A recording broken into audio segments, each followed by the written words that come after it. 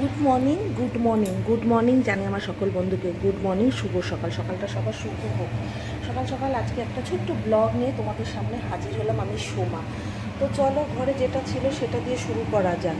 এখন কড়াইটা গরম বসে দিয়েছি আর তাতে একটু কড়াইতে তেল দিয়ে দিয়েছি। এখন ঘরে ছিল উচ্ছে দিয়ে পেঁয়াজটা একটু ভাজবো, ছিল সজনে বা নজনে যেটাই বলো। এটার সাথে আলু কেটে নিয়েছি, এটা পোস্ত হবে। আর কি করবো না করবো, এখনও দাদাভাই ওঠেনি, মানে আমি একটু আগিয়ে রাখি কাজগুলো। এখন ভাত বসিয়ে দেবো, চলো হাঁড়িটা নেওয়া যাক। আর আমার জন্য কতগুলো দেশি মুরগির ডিম বলে না, একদম গুঁড়ি গুঁড়ি যেগুলো দেশি মুরগির ডিম, এগুলো নিয়ে এসছে দাদাভাই। দেখো, এগুলো ডাক্তার আমাকে পায়ের ওই কি ক্যালসিয়াম যাই একটা কিছু হবে, ওর জন্য খেতে বলেছে। তো চলো চাল নেওয়া যাক, ভাতটা বসিয়ে দেওয়া যাক। চাল নিয়ে নিই।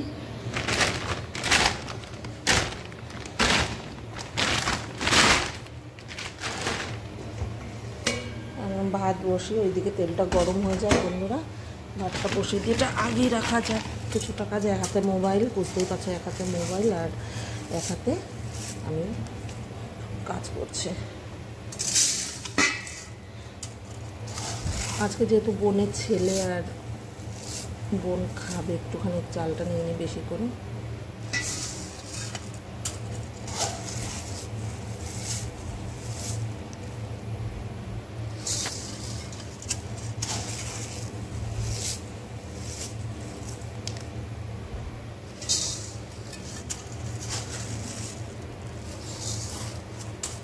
চলো এবার চালটা ধুয়ে নেবো। আর এইদিকে বন্ধুরা তেলটা গরম হয়ে গেছে, দেখেছো, এক হাতে এটা কড়াইয়ে পড়ে যাচ্ছে। উচ্ছেটা ছেড়ে দেওয়া যায়।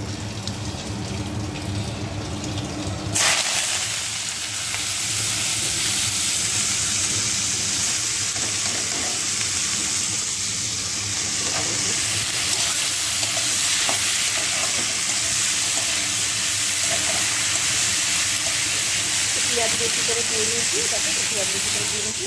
এখানে চালটা দিয়ে ভাত বসিয়ে, তারপরে এখন উঠছিনি, চা খাওয়ার সময় হয়ে গেছে, উঠলেই চা খাবো। আর কি আনে না আনে সবটাই তোমাদের দেখাতে থাকে, তোমরা দেখতে থাকো। বন্ধুরা দেখো, দাদাভাই বাজার থেকে কি নিয়ে এসেছে। তার আজকে ইচ্ছে হচ্ছে মাছের মাথা খাবে, তো কাতলা মাছের মাথা নিয়ে এসে বেশ বড় বড়, মানে দুটো মাথা। আমি ভেবেছিলাম গোটা রান্না করবো, গোটা রান্না করলে এটা ভাজতেও পারতাম না, এত বড় মনে হয় একটা 750 গ্রাম ওয়েট, তার থেকে বেশি ছাড়া কম হবে না। বাট আমি বলতে পারছি না, এতটাই বড় মাথা। তো আর্ধেক করে নিয়েছি, আর তার জন্য মাথাটা কড়া করে ভাজবো। তেল গরম করতে দিয়েছি, আর তার জন্য মশলা পেস্ট করা হয়ে গেছে। এখানে আদা, রসুন, পেঁয়াজ, টমেটো, এটা পেস্টে আছে। আর ভেজে দেবো পেঁয়াজ। আর ওই যে দেশি মুরগির ডিম সেদ্ধ করে রেখে দিয়েছি। আর এতে গুঁড়ো মশলা যাবে, এটা মাছের মাথার ঝাল বানাবো, ঠিক আছে। তার জন্য আগে তেলটা গরম করে মাথাটা ভালো করে কড়া করে ভেজে নিতে হবে। চলো মাথাটা একটু নুন হলুদ দিয়ে মাখিয়ে নেওয়া যাক। আমার পরিমাণ মতো আমি নুন হলুদ দিয়ে মাছের মাথাটা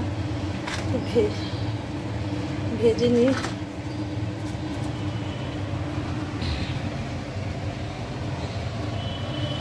দিয়ে দেবো হলদি গুঁড়ো,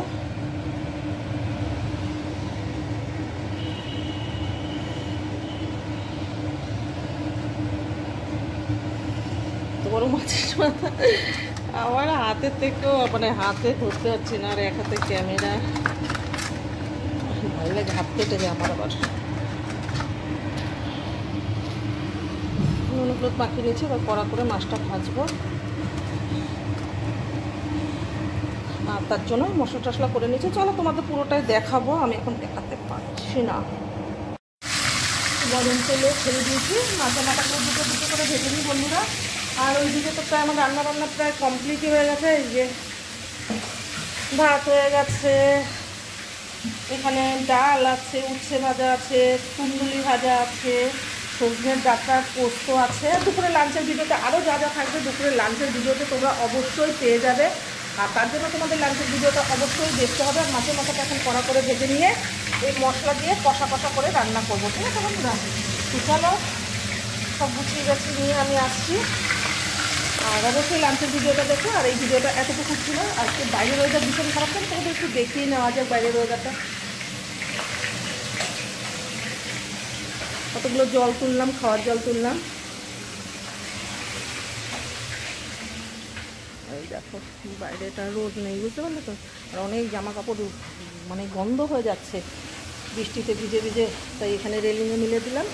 তো চলো এতটুকু ভিডিওটা তোমরা দেখতে থাকো আর আমি মাছের মাথাটা রান্না করতে থাকি। আর দাদাভাইকে এখন খেতে দেবো, টাইম বেশি হয়নি, 8:30 বাজে, 9:45 বাজে সরি। তো মাছটা কড়া করে ঢালতে হবে আমাকে। আর দুপুরে লাঞ্চের ভিডিওতে তোমরা টোটাল রেসিপিগুলো পেয়ে যাবে। আজকে আমি কী দিয়ে ভাত খাবো।